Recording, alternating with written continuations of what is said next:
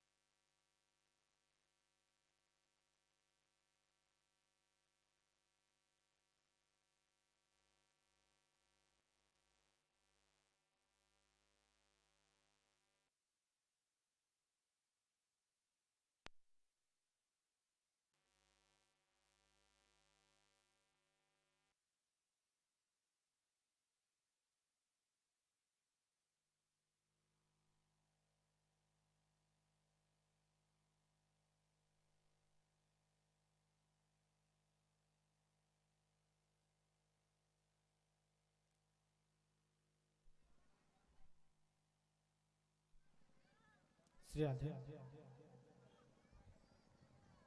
श्री राधे श्री राधे श्री राधे।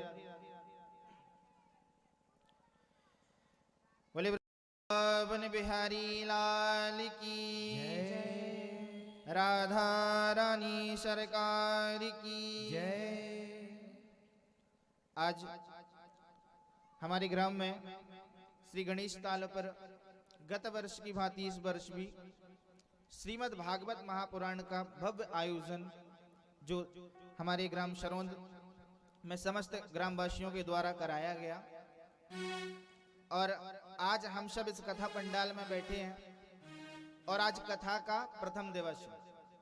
कथा का प्रथम दिवस मतलब हमारे जीवन का भी प्रथम दिवस ही समझो, क्योंकि जब तक हम क्या है, अगर सोने के बाद जब हम उठते हैं तो सोने के बाद जब प्रातःकाल जब हम उठते हैं ना तो हमारा नया जन्म ही होता है, क्योंकि रात में सोने के बाद तो किसी को नहीं पता होता कि हम कहाँ होते हैं। हम जागे तब सवेरा हुआ और कहते हैं डूबते हुए सूरज के साथ पुराना दिन समाप्त हो जाता है और उगते हुए सूरज के साथ हमारा जो नया दिन प्रारंभ होता है। आज हम सब इस कथा पंडाल में बैठे हैं, बांके बिहारी जी के सामने बैठे हैं और हमारे सामने श्रीमद् भागवत महापुराण जो कि भगवान की वांगमयी प्रतिमूर्ति है, उनके सामने हम विराजमान हैं। और आज कथा का जो प्रथम दिवस हमारे जीवन का भी प्रथम दिवस मानकर हमें चलना है। ये 7 दिन जो हैं, कि हर किसी का जीवन 7 दिन का ही होता है और 7 दिन में ही सब व्यक्ति को अपने जीवन के सारे कार्य करना है।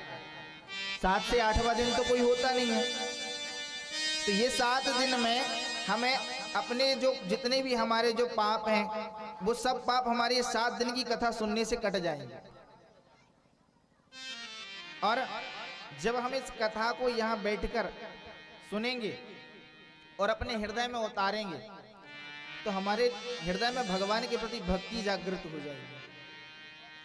और जैसे जब भक्ति हमारे अंदर जागृत होगी ना तो फिर हम पाप के कर्म के प्रति नहीं जाएंगे, पाप के पास जाएंगे ही नहीं। क्यों? क्योंकि हमारे पास भगवान की भक्ति रहेगी और जहां भक्ति होती वहां पाप नहीं होता। तो आज हम भी अपने जीवन का प्रथम दिवस मानकर चलें कहते हैं कि मोह निशा सब सोवनिहारा, देखहि स्वप्न अनेक प्रकार। इस मोह रूपी रात्रि में सभी सोए हुए हैं। मोह निशा सब सोवनहारा, हम सब जितने भी लोग हैं ना, सब मोह रूपी रात्रि में सो रहे हैं। और देखहि स्वप्न अनेक प्रकार, और अनेकों प्रकार के स्वप्न देखते हैं कि हमारी जिंदगी में ये हो रहा है, हमारी जिंदगी में वो हो रहा है। अनेकों प्रकार की चीजें हम अपने अंदर लेकर आते हैं और उनके बारे में सोचते भी रहते हैं। लेकिन जाना जब ही जीव जब जागा,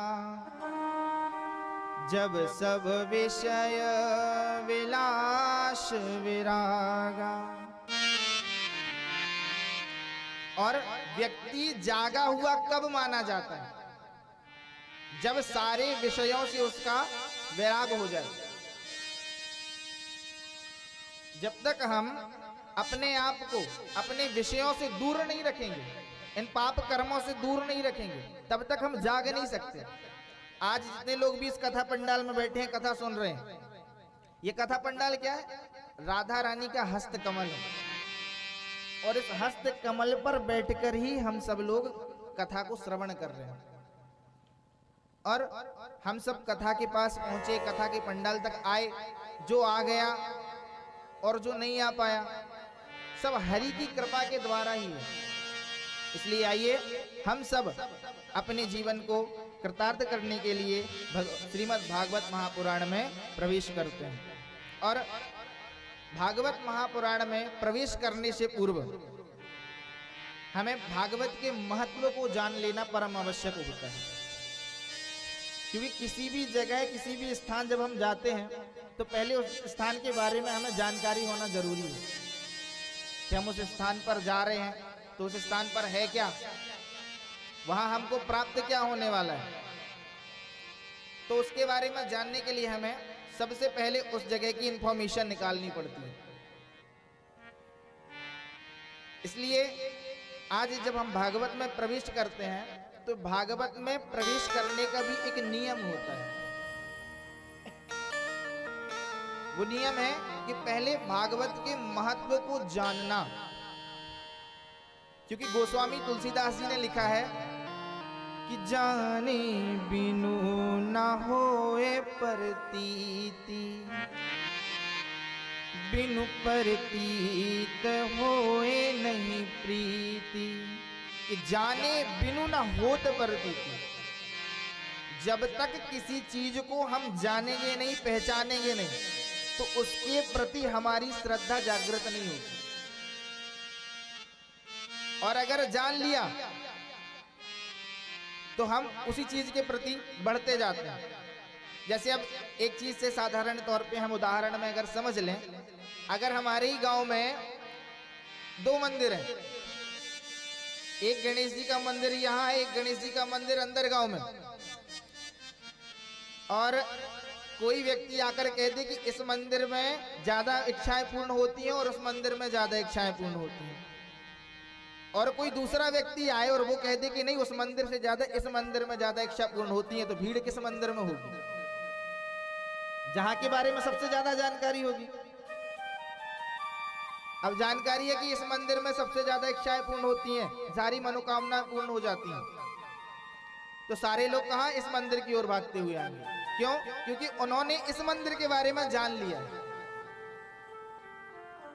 एक और साधारण था,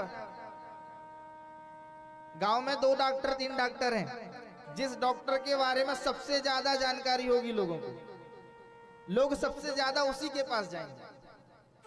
क्यों? क्योंकि उसको पता है कि वहां जाने से सबसे ज्यादा आराम लगता है। और आराम दवाइयों से नहीं लगता, आराम लगता है विश्वास से। अगर डॉक्टर के प्रति विश्वास है ना तो ठीक हो जाएंगे। तो वही विश्वास होना परम आवश्यक है। ऐसे ही जब हम जान लेंगे भागवत है क्या, तो हमें भागवत में पहुंचना, भागवत के अंदर प्रवेश करने में बहुत सरलता होगी। क्योंकि भागवत दो शब्दों से चलती है। एक जा, देखो जा से प्रारंभ होगी और पा पे जाके समाप्त हो जाएगी। और हमारा जीवन भी जा से ही प्रारंभ होता है और पा पे जाके समाप्त हो जाता है। अब आप ये कहेंगे कि भागवत जा से चालू हो रही और पा पे समाप्त हो रही, तो अर्थ क्या है? अर्थ ये है कि भागवत का प्रथम शब्द है जन्माद्यस्य। पहला क्या है? आधा उसको तोड़ो तो क्या लगता है? जन्म। और व्यक्ति का जीवन कहां से प्रारंभ होता है? जब जन्म होता है।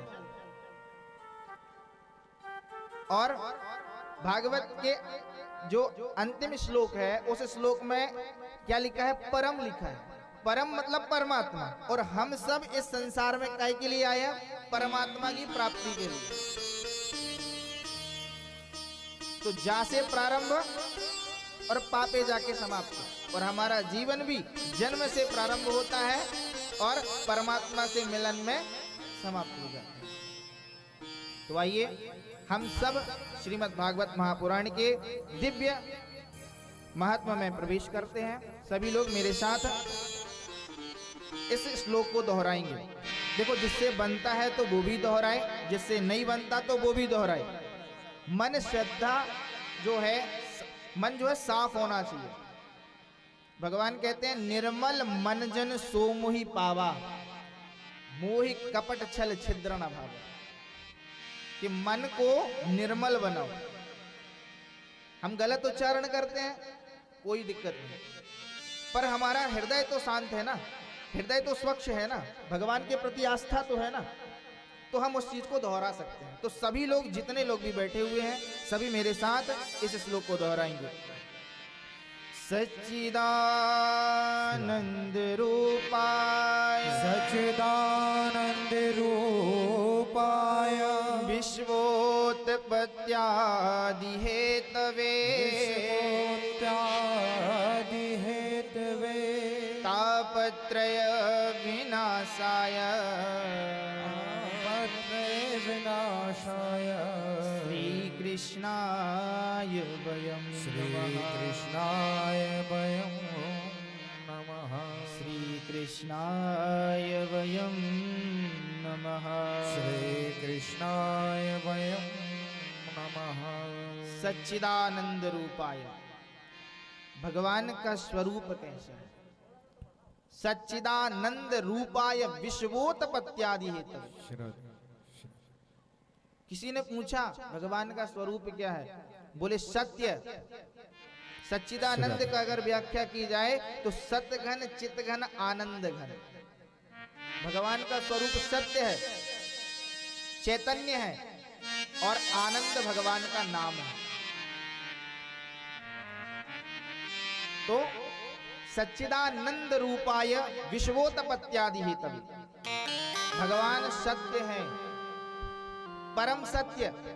और भगवान के अलावा इस संसार में कुछ भी सत्य नहीं है।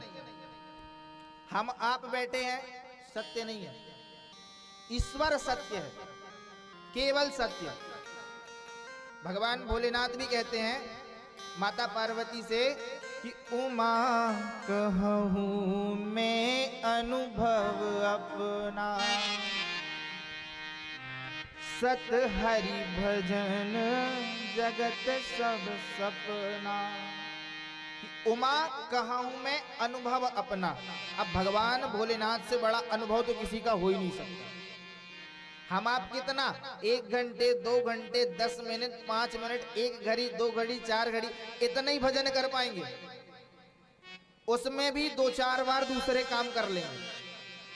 लेकिन भगवान भोलेनाथ 24 घंटे भगवान का ही, राम का ही भजन करते हैं हमेशा।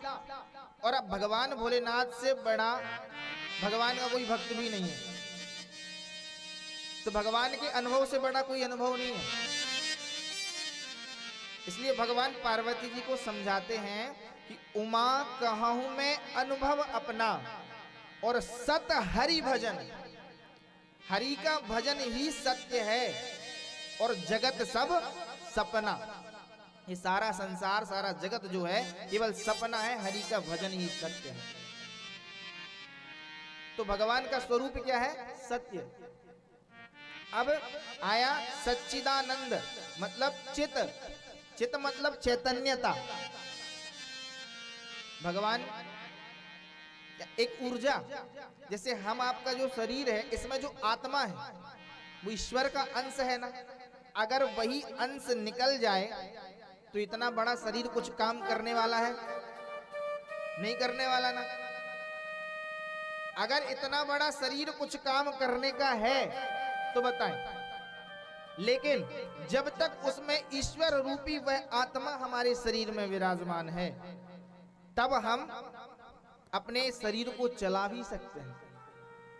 और वही ईश्वर हमारे अंदर चैतन्यता रूप में, चैतन्य रूप में विद्यमान है, जिसके कारण हम सारे कर्म करते हैं। और वही ईश्वर का जो रूप है वो चैतन्य है। अब आनंद सत्य है, चैतन्य है, और आनंद भगवान का नाम है। हम सब लोग पिछले बार भी हमारे यहाँ भागवत हुई थी तो सबने गाया था और सभी लोग प्रायः इस चीज को सुनते भी हैं। नंद घर आनंद भयो जय कन्हैया लाल की, ये बोलते हैं ना। ये तो नहीं बोलते नंद घर कन्हैया भयो जय कन्हैया लाल की। क्या कहते हैं? नंद घर आनंद भयो। तो आनंद कौन है? साधारण साक्षात भगवान का नाम है आनंद, उनका स्वरूप है आनंद। हम आप लोगों की जो मुस्कुराहट है, जो प्रसन्नता है, जो आनंद है, वही ईश्वर है। अब आनंद जो है, देखो कोई नाम नहीं, आनंद एक स्थिति है जिसको प्राप्त करने के लिए व्यक्ति हमेशा अपने कार्य में कार्यरत रहता है। आनंद में कई प्रकार की स्थिति हो सकती है। आनंद में कई व्यक्ति रोते भी हैं, कई हंसते भी हैं, कुछ नृत्य भी करते हैं। भाई हमको तो आज नृत्य करने में आनंद आ गया। अब नृत्य करने का नाम तो आनंद नहीं था, पर नृत्य किया तो आनंद आ गया। कोई कहता हमको रोने में आनंद आया, कोई कहता हमको सोने में आनंद आया, कोई कहता भोजन करने में आनंद आया। तो आनंद की स्थिति है। आनंद में व्यक्ति रो भी सकता है, हंस भी सकता है, गा भी सकता है, नृत्य भी कर सकता है। वही आनंद हमें ईश्वर से ही प्राप्त होता है। कहते हैं सत कहिए जो विनसत नाही, और चित चैतन्य सकल जग माही। आनंद घट घट करे आनंदा, ताको नाम सच्चिदानंद। बोले सच्चिदानंद भगवान की जय। अब भगवान का स्वरूप हमने जान लिया, तो भगवान कार्य क्या करते हैं? विश्वोत्पत्त्यादि हेतवे, विश्व की उत्पत्ति और विश्व का पालन। पहले तो उत्पत्ति करते हैं, फिर उसका पालन पोषण करते हैं, और फिर इसके बाद विश्वोत्पत्त्यादि हेतवे, उसका विनाश भी करते हैं। भगवान के द्वारा ही सबका जन्म होता है, भगवान के द्वारा ही सबका पालन पोषण होता है, और भगवान के द्वारा ही सब अपने इस धराधाम को छोड़कर भगवान के धाम चले जाते हैं। इसमें किसी भी का कोई लेन देन नहीं। कोई कहता ना कि इसकी जीवन, इसकी दिनचर्या हम चला रहे हैं, इसका जीवन हम चला रहे हैं, तो कोई नहीं चला रहा है। सब ईश्वर के द्वारा ही चल रहा है और ईश्वर के द्वारा ही चलायमान है। वही भगवान एक कार्य करते हैं। विश्वोत्पत्त्यादि तभी, विश्व की उत्पत्ति, विश्व का प्रलय और विश्व का पालन पोषण। भगवान कि इन दो, भगवान का स्वरूप और स्वभाव, भगवान का स्वरूप और कार्य के बारे में जानकारी लेने के बाद अगली ही लाइन में लिखा है तापत्रय विनाशाय। तीन ताप, आदि दैविक, आदि भौतिक और आध्यात्मिक, ये तीनों तापों का विनाश करने वाले। दैहिक दैविक भौतिक तापा, राम राज काहू नहीं व्यापा। इन तीनों तापों का नाश करने वाले अब हमने भगवान के स्वरूप को जाना, भगवान के कार्य को जाना, अब भगवान के स्वभाव को भी जान लिया, तो अब क्या उनके नाम को जानने की इच्छा नहीं होगी? तो लिखा है श्री कृष्णाय वयं नमः। उन परम श्री राधा कृष्ण भगवान के चरणों में हम सब बारंबार प्रणाम करते हैं। अब यहाँ एक बात आती है कि श्री कृष्णाय वयं नमः लिखा है, लेकिन प्रणाम तो हमने राधा जी को और कृष्ण जी को दोनों को किया है।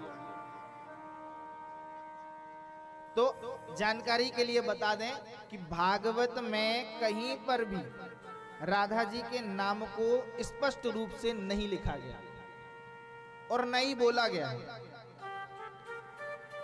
क्योंकि सुखदेव जी महाराज जो थे वो राधा रानी को अपना गुरु मानते थे, इष्ट मानते थे। तो गुरु का नाम उजागर तो नहीं किया जा सकता, या अपने मुख से गुरु का नाम नहीं लेना चाहिए। और जब सुखदेव जी महाराज राधा रानी का नाम लेते थे ना, तो उनकी 6 माह की भाव समाधि लग जाती थी, और राजा परीक्षित को 7 दिन में मरने का शाप लगा था। और अगर उन्होंने राधा जी का नाम स्पष्ट रूप से लिया होता तो 6 माह की समाधि लग जाती और 7 दिन में राजा परीक्षित को मोक्ष मिल नहीं पाता। तो राधा जी का नाम इसलिए स्पष्ट नहीं लिखा गया। लिखा गया है कि श्री राधा नाम मात्रेण मूर्छा षाण्मासिकी भवेत नोच्चारितमतः स्पष्टं परीक्षेत कृन्मुनिः। राधा नाम मात्रेण, राधा जी का नाम लेने मात्र से मूर्छा षाण्मासिकी भवेत, 6 माह की भाव समाधि लग जाना। नोच्चारित मतः स्पष्टम, इसलिए उच्चारण स्पष्ट नहीं किया। क्यों? परीक्षित कृन्मुनि, परीक्षित को भगवान की प्राप्ति कराने के लिए, भगवत प्राप्ति कराने के लिए उन्होंने राधा जी का नाम स्पष्ट नहीं लिखा, इसलिए उनको श्री से संबोधित किया गया है। जहां पर भी श्री का नाम है, श्री से श्री आया है या प्रिया जी आया है, वहां पर श्री राधा जी का ही नाम आया है। इसलिए हम सब श्री कृष्णाय वयं नमः, श्री राधा जी और कृष्ण जी के चरणों में बारंबार नमस्कार करते हैं। बोलिए युगल किशोर भगवान की जय। पहले श्लोक में भागवत के महत्व का यह प्रथम श्लोक था, जिसमें भगवान के स्वरूप, भगवान का कार्य, भगवान का स्वभाव और भगवान के नाम के बारे में जानकारी है। द्वितीय श्लोक जो है उसमें वेद व्यास जी महाराज के परम पुत्र श्री सुखदेव जी महाराज जी का आवाहन है और उनके बारे में इसमें जानकारी दी गई है। यम प्रव्रजन्तमनुपेतमपेत कृत्यम द्वीपायन विरह कातरया जुहाव पुत्रेति तन्मयतया तर्वो विनेन्दो तम सर्वभूत हृदयं मुनिमानतोस्मि।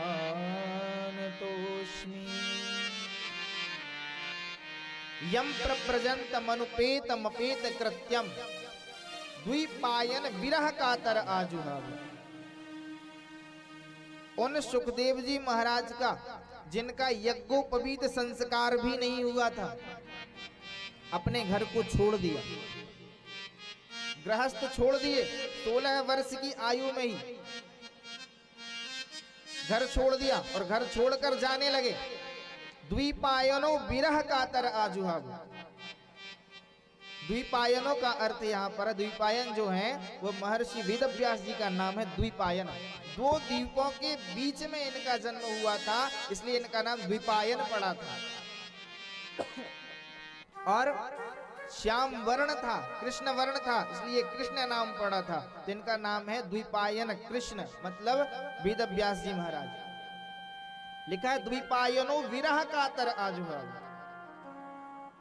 जब सुखदेव जी महाराज का यज्ञोपवीत संस्कार नहीं हुआ और अपने पिता के घर को छोड़कर वो जाने लगे जंगल की तरफ, तो अपने पुत्र के विरह में वेद व्यास जी महाराज ने उन्हें पुकारा, अरे पुत्र कहां जा रहे हो? अभी तो तुम्हारी शिक्षा ग्रहण करने का समय है, अभी अभी तो तुम जन्म लेकर आए हो। अगर इतने जल्दी चले जाओगे तो ना तो शिक्षा पूर्ण हो पाएगी और ना ही मैं तुम्हें अच्छे से देख भी पाऊंगा। विरह से उनकी ओर चिल्लाते जा रहे हैं, पुत्र रुक जाओ, पुत्र रुक जाओ, पुत्र रुक जाओ। मगर सुखदेव जी महाराज पलटकर भी नहीं देखते। आगे कथा आएगी कि सुखदेव जी महाराज ने पलटकर क्यों नहीं देखा, वो कल आए। पुत्रेति तन्मय तया तरभो विनेन्दु। अब जब सुखदेव जी महाराज ने पलटकर नहीं देखा तो उनकी तरफ से, सुखदेव जी महाराज की तरफ से जो वहां वृक्ष लगे हुए थे, वो वृक्ष में तन्मयता आ गई। वो वृक्ष तन्मय होकर बोलने लगे और कहने लगे, अरे वेद व्यास जी, आप क्यों अपने पुत्र के पीछे जा रहे हैं? अरे जिसने इस समस्त संसार के साधारण से संसार में अपने सुख को ना देखते हुए भगवत प्राप्ति के लिए संसार को छोड़ दिया, मात्र 16 वर्ष की आयु में। ऐसे श्री सुखदेव जी महाराज को हम सादर प्रणाम करते हैं। आप भी लौट जाइए। तम सर्वभूत हृदय मुनिमान तुष्म। उन्हें प्रणाम करके जब उन्हें वेद व्यास जी महाराज को सुखदेव जी महाराज की तरफ से जब वृक्षों ने समझाया, तो वेद व्यास जी महाराज भी वापस अपनी कुटिया में आ गए। ऐसे श्री सुखदेव जी महाराज को हम सभी भी सादर प्रणाम करते हैं। बोले सुखदेव जी महाराज की जय।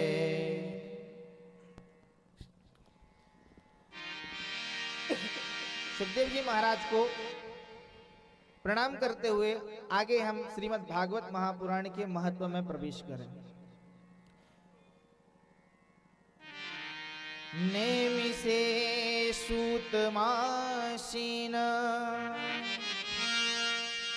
मविमाद्य महामतिं कथामृतस्वाद कुशला सौनिको प्रवीत। नैमिषे सूतमासीन, कथा सीधे जाती है नैमिषारण्य तीर्थ में। नैमिषे सूतमासीन मभिमाद्य महामतिम कथामृत रसस्वाद कुशला सौनको ब्रवीत।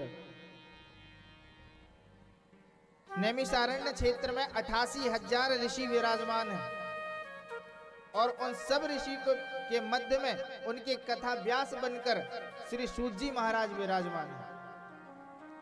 और सूत जी महाराज 88,000 जो ऋषि बैठे हुए हैं उन्हें कथा सुनाते हैं। अब कथा जो पहुंची है हमारी नैमिषारण्य तीर्थ, तो नैमिषारण्य तीर्थ में कथा में जाने से पूर्व हमें यह जान लेना परम आवश्यक है कि नैमिषारण्य से ही कथा प्रारंभ क्यों हुई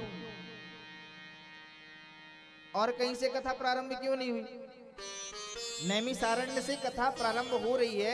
88,000 ऋषि नैमिषारण्य तीर्थ में विराजमान हैं, तो इसका अर्थ क्या है? नैमिषारण्य तीर्थ का नाम नैमिषारण्य कैसे पड़ा? प्राय हम सभी सुनते हैं, हम सभी जानते हैं कि नैमिषारण्य तीर्थ से ही कथा प्रारंभ होती है। चाहे हम सत्यनारायण भगवान की कथा सुने, चाहे बाकी जितनी भी कथाएं हम सुनते हैं, सब में प्राय यही आता है कि सूत जी सुना रहे हैं और सौनक जी सुन रहे हैं। सूत सौनक संवाद सबने सुना है, पर ये जानने की किसी ने कोशिश की कि सूत जी महाराज कौन है, और जो सौनक जी कथा सुन रहे हैं वो सौनक जी कौन है? और नैमिषारण्य तीर्थ से ही कथा प्रारंभ क्यों होती है? तो नैमिषारण्य तीर्थ का नाम नैमिषारण्य कैसे पड़ा ये हम जानते हैं, क्योंकि आज की कथा में महत्व में ये समझाना परम आवश्यक होता है। फिर कल से तो आगे की और भी कथाएं चलेंगी, पर नैमिषारण्य का अर्थ हम आज समझ लेते हैं और नैमिषारण्य तीर्थ में हम सब पहुंच जाते हैं और कल से फिर आगे की कथा हम सब श्रवण करेंगे। तो एक महात्मा थे जिनका नाम था घृतशमद। घृतशमद नाम के जो महात्मा थे, इनके पुत्र का नाम था सुनक, और सुनक के जो पुत्र हुए वो हुए सौनक ऋषि। इनके जो पुत्र हुए उनका नाम हुआ सौनक ऋषि। तो सौनक ऋषि का जब यज्ञोपवीत संस्कार हुआ, जनेऊ संस्कार जिसे हम कहते हैं, यज्ञोपवीत संस्कार जब इनका हुआ तो इन्हें जब दीक्षा दी गई तो इन्होंने अपने पिता से कहा कि पिताश्री मुझे विरक्त दीक्षा चाहिए, मुझे गृहस्थ नहीं बनना, मुझे विरक्त बनना है, तो मुझे विरक्त दीक्षा दीजिए। तो महर्षि सुनक ने कहा कि पुत्र विरक्त होना इतना आसान नहीं है। देखो कोई भी मनुष्य जो है अपने समस्त संसार, अपने जब समस्त संसार में आता है तो अपने सारे बंधन सारे नाते को एकदम से नहीं छोड़ सकता। एकदम से पुत्र अपने पिता को त्याग दे या अपने परिवार को त्याग दे, इतना आसान तो नहीं है। तो उन्होंने कहा नहीं बेटा, पहले तीर्थाटन करके आओ, तीर्थों में घूम कर आओ,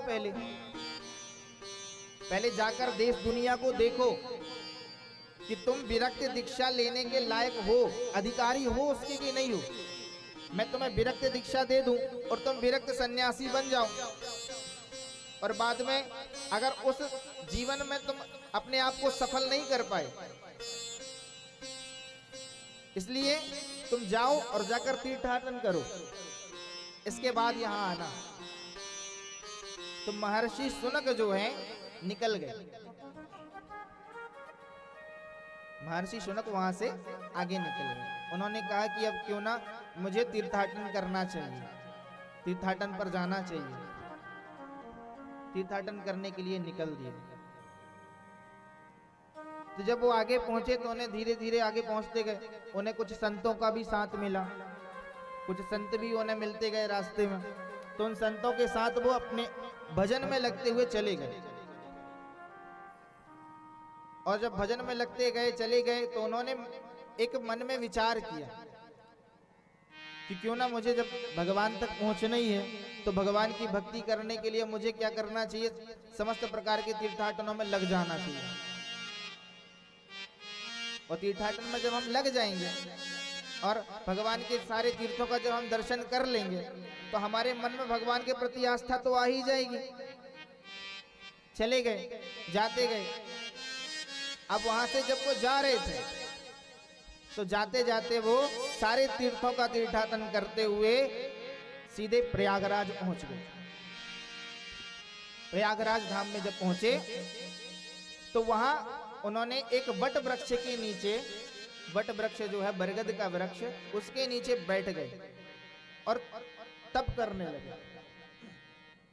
जब वो तप कर रहे थे, रोज सुबह देखो उनकी दिनचर्या बन चुकी थी कि प्रातः उठना, स्नान करना, संध्या वंदन करना और भगवान के भजन में लगे रहना।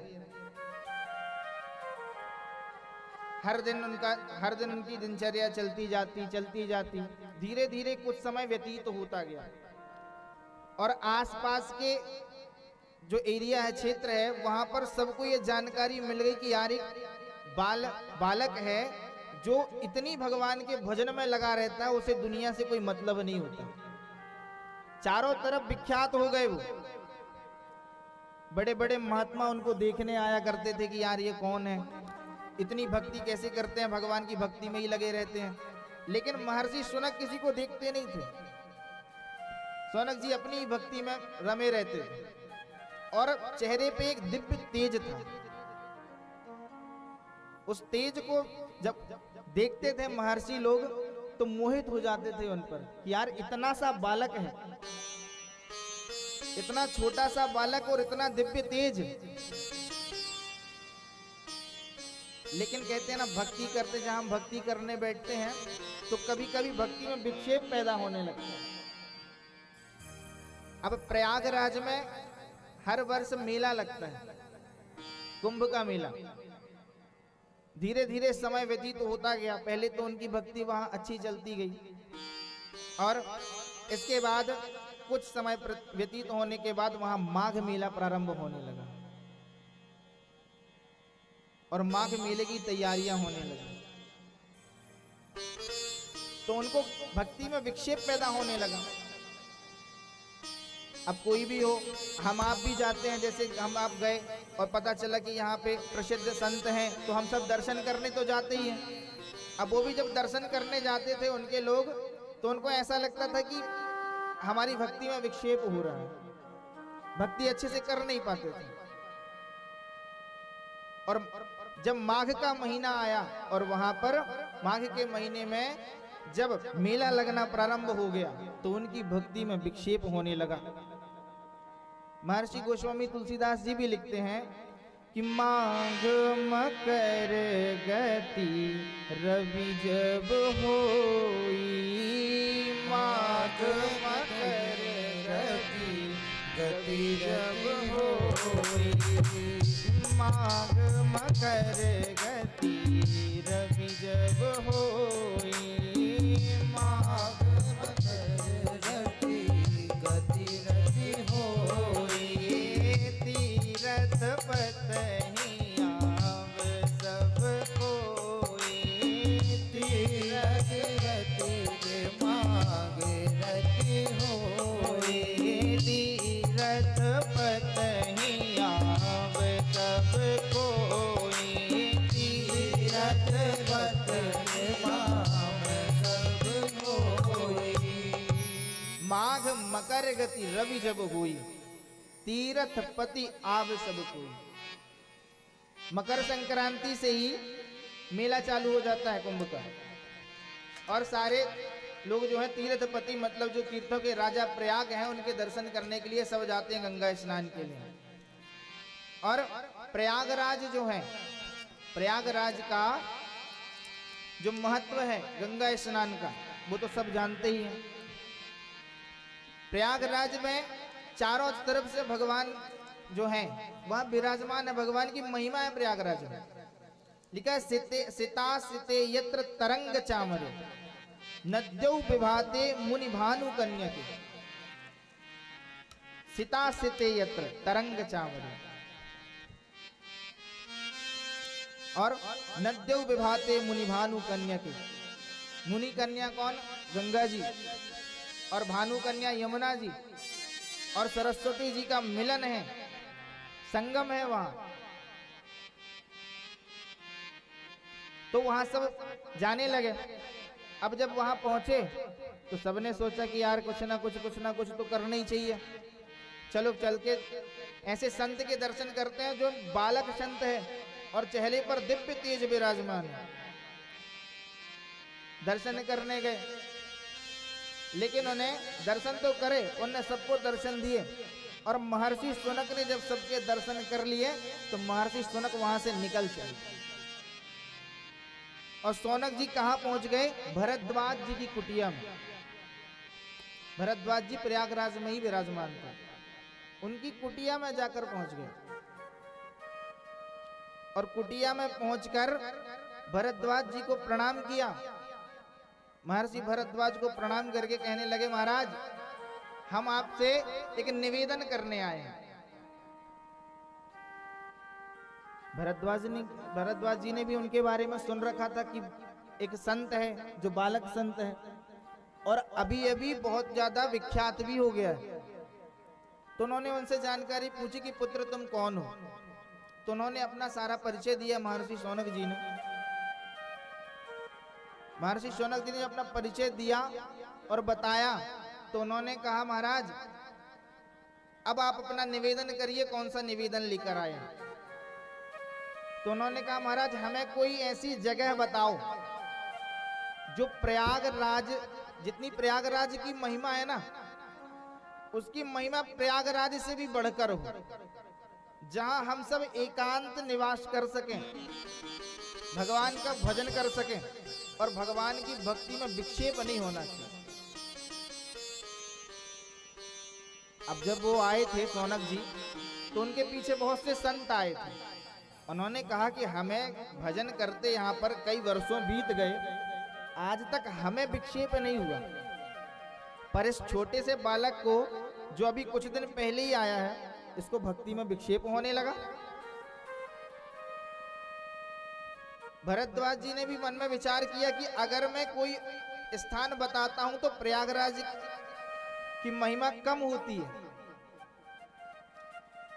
तो उन्होंने कहा एक काम करें, आप भगवान वेणी माधव जी का ध्यान करें, उनका ध्यान करें, आपको वही एक ऐसा स्थान बता सकते हैं जहां पर जाकर आप एकांत निवास करके भगवान की भक्ति को कर सकते हैं, आपको विक्षेप नहीं होगा।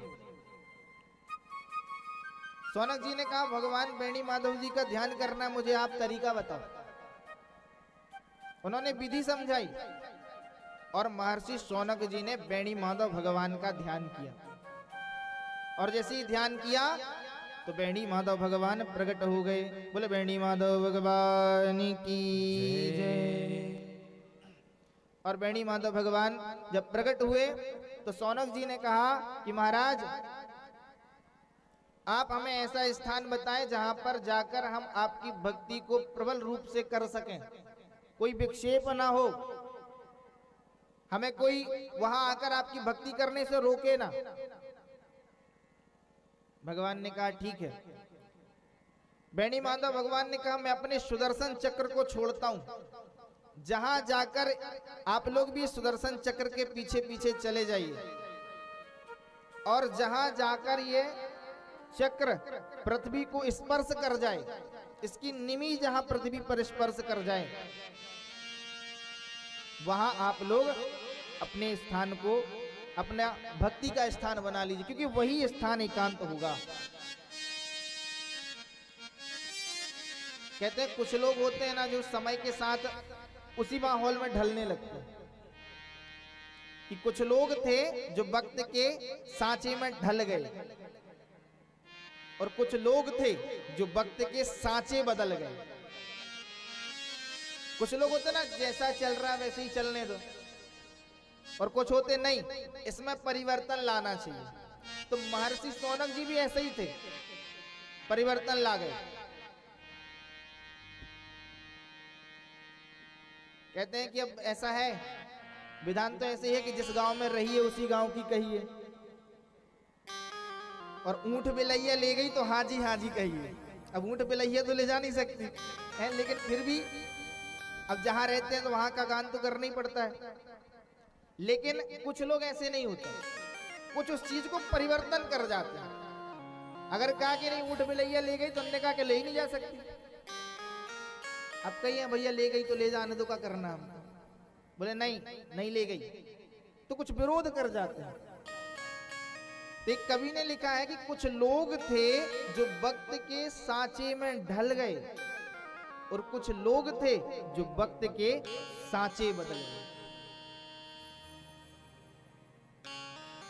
ऐसे ही महर्षि सौनक जी ने कहा ठीक है प्रभु, आप अपना सुदर्शन चक्र छोड़िए, हम इसके पीछे पीछे जाएंगे। तो जब और भी संतों ने देखा, कुछ संत ऐसे थे जो विरोध भी करना चाहते थे पर करते नहीं थे। उन्होंने कहा ठीक है महाराज आप चलो, आपके साथ हम भी चलते हैं। तो महर्षि सौनक ऋषि जब वहां से चले हैं तो उनके पीछे हजारों संत चले, हजारों संत उनके पीछे चल दिए कि कम से कम हम इनके साथ जाएंगे तो हमारा भी भक्ति में मन लगेगा।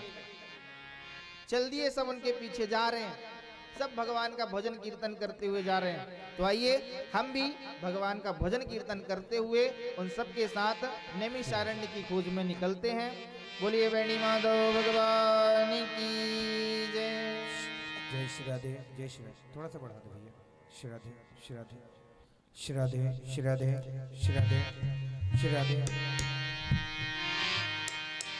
श्री राधे, श्री बोलिए बेणी माधव भगवान की जय। श्री कृष्ण गोविंद हरे मुरारी, हे नाथ नारायण वासुदेवा।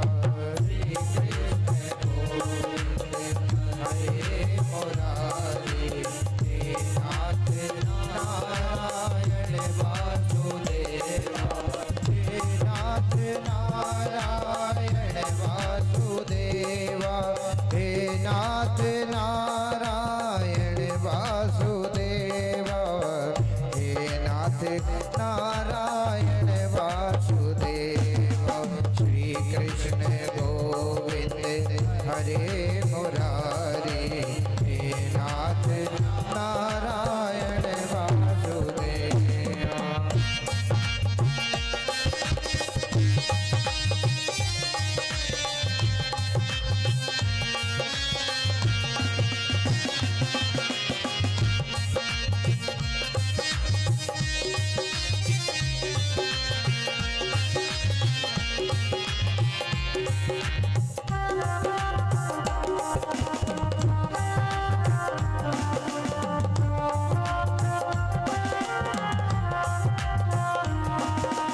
मुरली बजाते मन को लुभाते, मुरली बजाते मन को लुभाते, हे नाथ नारायण वासुदेवा।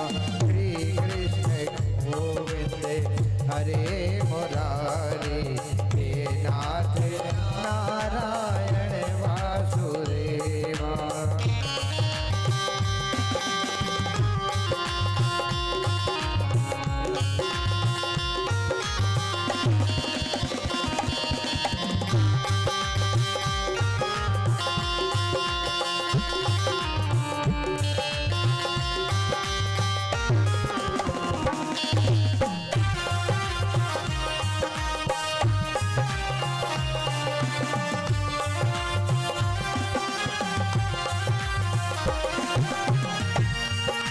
गिरवर नारी, हे नाथ देवा। गिरधर धारी, हे नाथ देवा, हे नाथ नारायण वासुदेव। श्री कृष्ण गोविंद हरे मुरारी, हे नाथ नारायण वासुदेवा। श्री कृष्ण गोविंद हरे मुरारी, हे नाथ नारायण वासुदेवा। माधव भगवान की जय। सभी चल दिए और आगे आगे भगवान का सुदर्शन चक्र जा रहा है। पीछे पीछे सौनक जी और उनके साथ 88,000 ऋषि जा रहे हैं। अब सोचो कि इतने दिन तक 88,000 ऋषि प्रयागराज में बैठकर भजन कर रहे थे, लेकिन किसी ने भी विक्षेप की अनुभूति नहीं की। मगर सौनक जी को जब विक्षेप हुआ और जब वो चले तो 88,000 ऋषि उनके साथ चल रहे हैं। अब कुछ जाते गए, सुदर्शन चक्र आगे आगे जा रहे हैं और पीछे पीछे सारे ऋषि जा रहे हैं। तो एक ऋषि ने पूछ लिया कि हम जा तो रहे हैं, सुदर्शन चक्र के साथ हम जा रहे हैं, अगर सुदर्शन चक्र जहां किसी जंगल में अगर स्पर्श कर गया तो हम वहां भोजन कैसे करेंगे, रहेंगे कैसे हैं, हमें भोजन मिलेगा कहां से। तो उन्होंने कहा चिंता मत करो, चिंता बिल्कुल भी मत करो, क्योंकि जो हमें वहां तक लेकर जाएगा वही हमें भोजन की व्यवस्था भी करवाएगा। लिखा है भोजनाच्छादने चिंता वृथा कुर्वन्ति वैष्णवः योऽसो विश्वभरो देवा सद्भवन्तात् किमुपेक्षते।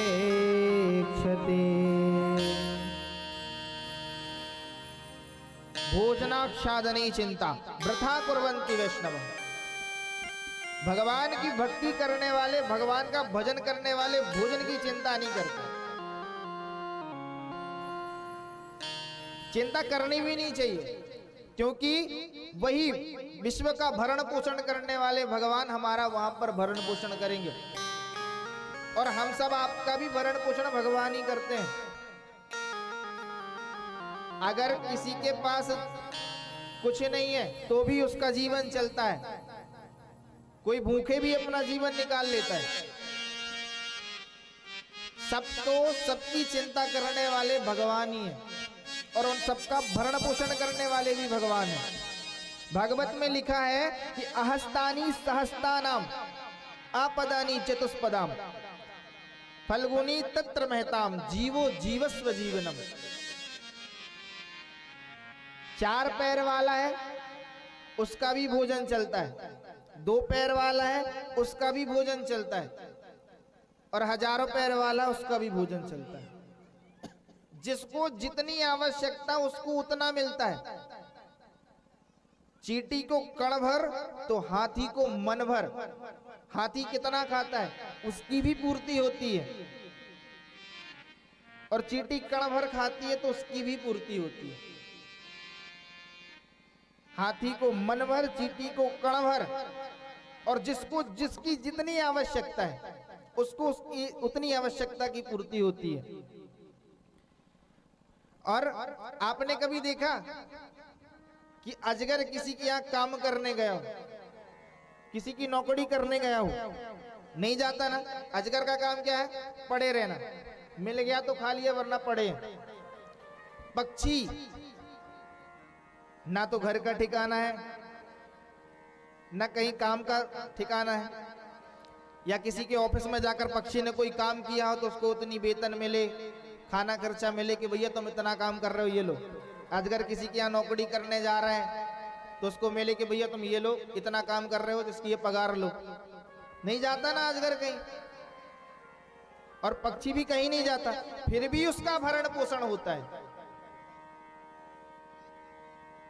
उस ईश्वर ने सबकी व्यवस्था कर कर भेजी है। लिखा है अजगर करे न चाकरी, पंछी करे न काम, दास मलूका कह गए सबके दाता राम। कि अजगर करे न चाकरी, पंछी करे न काम, और दास मलूका कह गए सबके दाता राम। दाता सबके राम है, सबका जीवन भगवान ही चलाते हैं। तो उन्होंने समझाया कि चिंता मत करो, ईश्वर सब व्यवस्था कर देगा। और मन में उनने एक सारे जो ऋषि थे सबने परवाह छोड़ दी, और कहने लगे चाह गई चिंता नसी मनवा विपरवाह, और जिसको कछु ना चाहिए सो ही साहंसाह। सब छोड़ दिया, चलो आगे आगे सुदर्शन चक्र, पीछे पीछे 88,000 ऋषि। और जब यहां से सुदर्शन चक्र गया, और सुदर्शन चक्र जाकर एक जंगल में, एक वन में, वन को संस्कृत में अरण्य बोलते हैं, अरण्य, वहां जाकर सुदर्शन चक्र की निमी सुदर्शन चक्र की जो किनार होती है, वो निमी उस पृथ्वी को स्पर्श कर गई। और जैसे ही सुदर्शन चक्र उस निमि को स्पर्श कराए, वो सुदर्शन चक्र वहां से अंतर्ध्यान हो गया। सौनक जी समझ गए कि भगवान ने यही स्थान हमारे लिए बनाया है। वही सीतापुर के पास जो नैमिषारण्य तीर्थ है, नैमिषारण्य तीर्थ का नैमिषारण्य नाम इसलिए पड़ा, क्यों? भगवान के सुदर्शन चक्र की निमी जो है, सुदर्शन चक्र की जो किनार है, वो निमी एक पृथ्वी पर स्पर्श हुई। कहा? एक अरण्य मतलब जंगल में। तो निमी के अरण्य में स्पर्श करने के नाम का नाम पड़ा नेमी सारण्य। निमी का स्पर्श जिस अरण्य मतलब वन में हुआ, उसी का नाम है नेमी सारण्य तीर्थ। और सभी ऋषि वहां पर आ गए और सारे ऋषियों ने वहां पर बैठकर भगवान के भजन को करना प्रारंभ कर दिया। और आज की कथा हम यहाँ पर विराम देते हैं, क्योंकि कल यथास्थान 2 बजे से ही कथा प्रारंभ हो जाएगी। 2 बजे से 6 बजे तक लगातार कथा चलेगी। और नेमी सारण्य में बैठकर उन ऋषियों ने कौन कौन से कार्य किए, कौन कौन सी विधियां की और कौन कौन से भजन किए, कौन कौन सी कथाएं सुनी, इन 7 दिन में हम सब वो कथाएं यहाँ सुनेंगे। बोले वृंदावन बिहारी लाल की जय। हम सादर शीश झुकाते हैं गुरुदेव तुम्हारे चरणों में।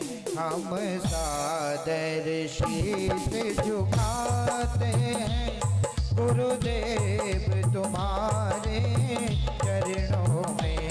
सब तीरथ का फल पाते हैं गुरुदेव तुम्हारे चरणों में। हम सादर शीश झुकाते हैं।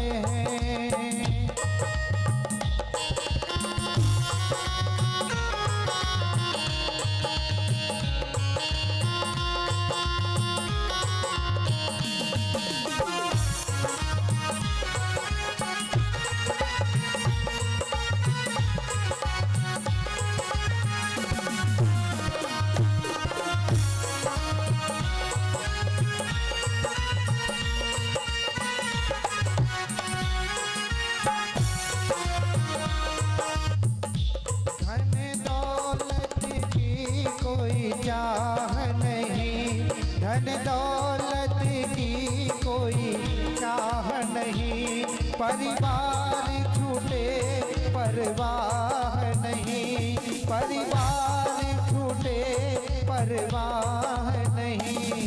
पर हो मेरा निर्वाह यही, पर हो मेरा निर्वाह यही।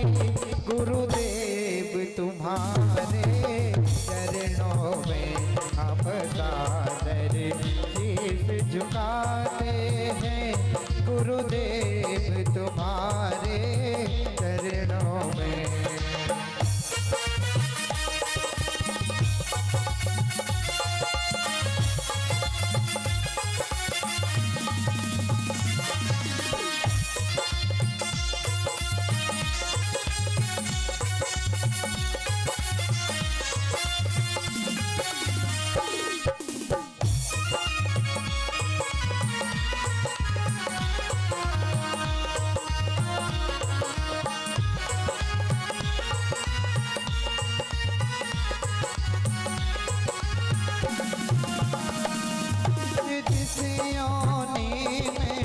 रमण करूं जिस जिस योनि में रमण करूं, जो भी शरीर पद भ्रमण करूं।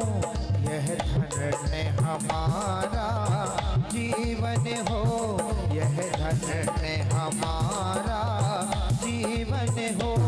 गुरुदेव तुम्हारे चरणों में हम सादर शीश झुकाते हैं गुरुदेव तुम्हारे चरणों में। गुरुदेव तुम्हारे चरणों में, गुरुदेव तुम्हारे चरणों में। बोलिए गुरुदेव महाराज की जय।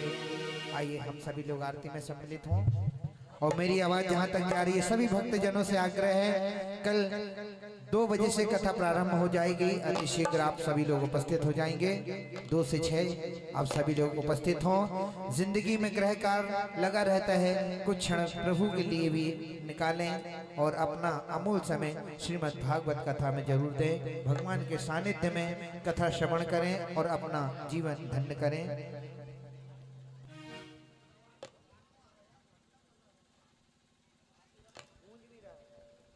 श्री राधे।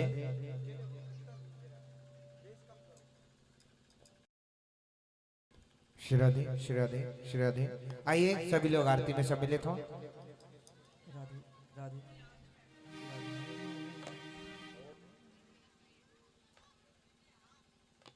राधे।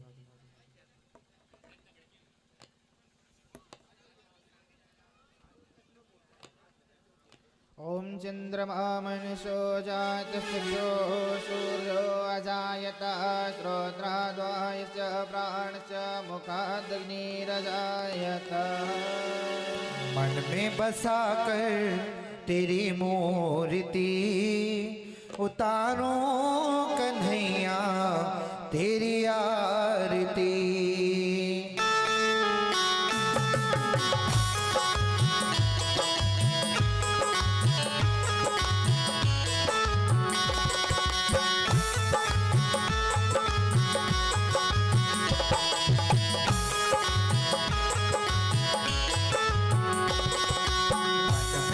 बसा कर तेरी मूर्ति, मन में बसा कर तेरी मूर्ति उतारो कन्हैया तेरी आरती।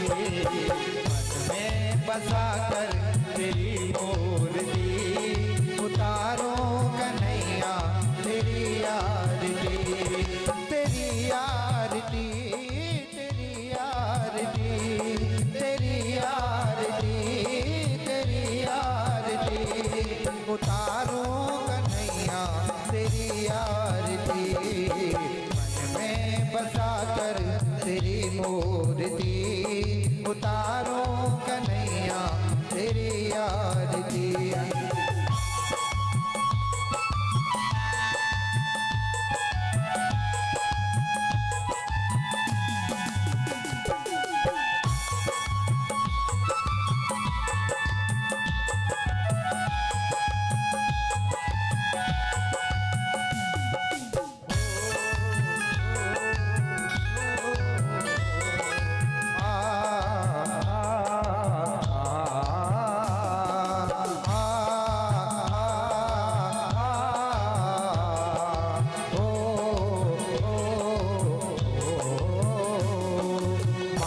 तुझसे क्या मैं यही सोचूं भगवन, जिंदगी जब तेरे नाम कर दी अर्पण। मांगो तुझसे क्या मैं यही सोचूं भगवन, जिंदगी जब तेरे नाम कर दी अर्पण। सब कुछ तेरा कुछ नहीं मेरा, सब कुछ तेरा कुछ नहीं मेरा। तन मन ये सारा सब तुझ पे बारती। मन में बसा कर तेरी मूर्ति उतारो कन्हैया तेरी आरती। मन में बसा कर तेरी मूर्ति उतारो कन्हैया तेरी आरती।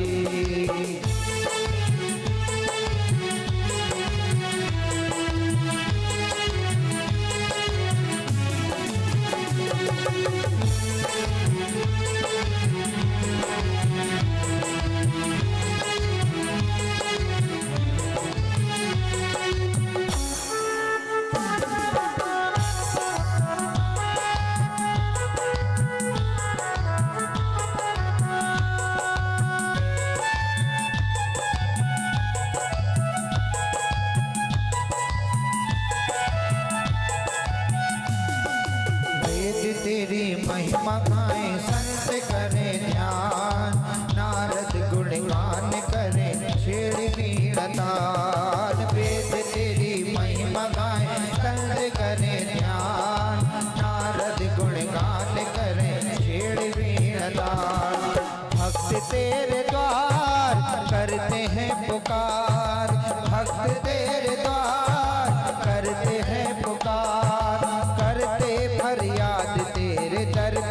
आरती, मन में बसा कर तेरी मूर्ति, उतारो कन्हैया तेरी आरती, उतारो कन्हैया तेरी आरती, उतारो कन्हैया तेरी आरती, उतारो कन्हैया तेरी आरती, मन में बसा कर तेरी मूर्ति, उतारो कन्हैया तेरी आरती, उतारो कन्हैया तेरी आरती, उतारो कन्हैया तेरी आरती।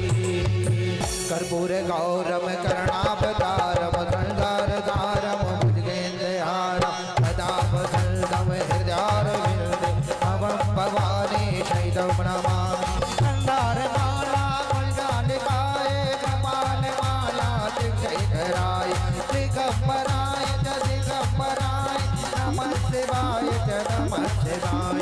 तुमेव माता जगेता तुमेव तुमेव वरदु जगता तुमेव तुमेव विद्या करणं तुमेव तुमेव सर्वं मम देव देवं। गुरुर्ब्रह्मा गुरुर्विष्णु गुरुर्देवो महेश्वरा गुरुः साक्षात् परं ब्रह्म तस्मै श्री गुरवे नमः तस्मै श्री गुरवे नमः। अक्षतं केशवं राम नारायणं कृष्ण दामोदरं वासुदेवं हरि श्रीधरं माधवं गोपिकावल्लभं जानकी नायकं रामचन्द्रं भजे। हरे राम राम राम हरे राम राम हरे हरे हरे कृष्ण कृष्ण हरे हरे हरे राम राम हरे हरे हरे कृष्ण कृष्ण हरे। सबके संकट दूर करेगी सबके संकट दूर करेगी वो बरसाने वाली बजा लो बजा लो बजा लो राधा नाम की ताली बजा लो राधा नाम की ताली बजा लो राधा नाम की ताली। सबके संकट दूर करेगी सबके संकट दूर करेगी वो बरसाने वाली बजा लो।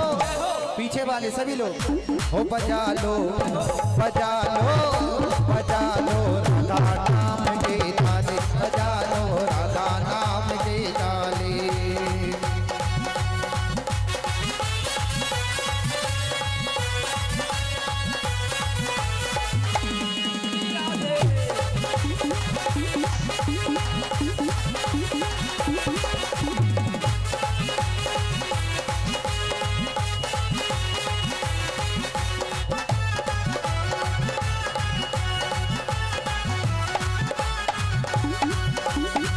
सृष्टि का आधार है राधा करुणामयी सरकार है राधा सृष्टि का आधार है राधा करुणामयी सरकार है राधा। राधा नाम है जिस रचना का राधा नाम है जिस रचना का उसने भक्ति पाली बजा लो बजा लो बजा लो राधा नाम की ताली बजा लो राधा नाम की ताली।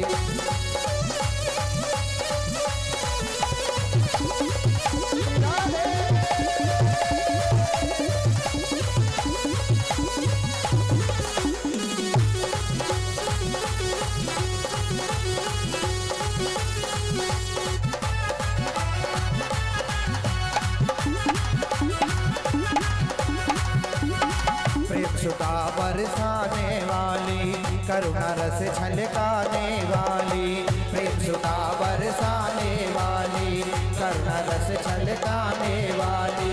तन मन शीतल कर दे जीवन तन मन शीतल कर दे जीवन भर दे झोली खाली बजा लो बजा लो बजा लो राधा नाम की ताली बजा लो राधा नाम की ताली बजा लो राधा नाम की ताली बजा लो राधा नाम की ताली बजा लो राधा नाम की ताली बजा लो राधा नाम की ताली बजा लो राधा नाम की ताली बजा लो राधा नाम की ताली बजा लो राधा नाम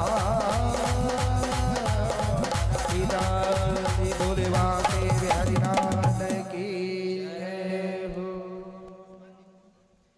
वृंदावन बिहारी लाल की जय हो।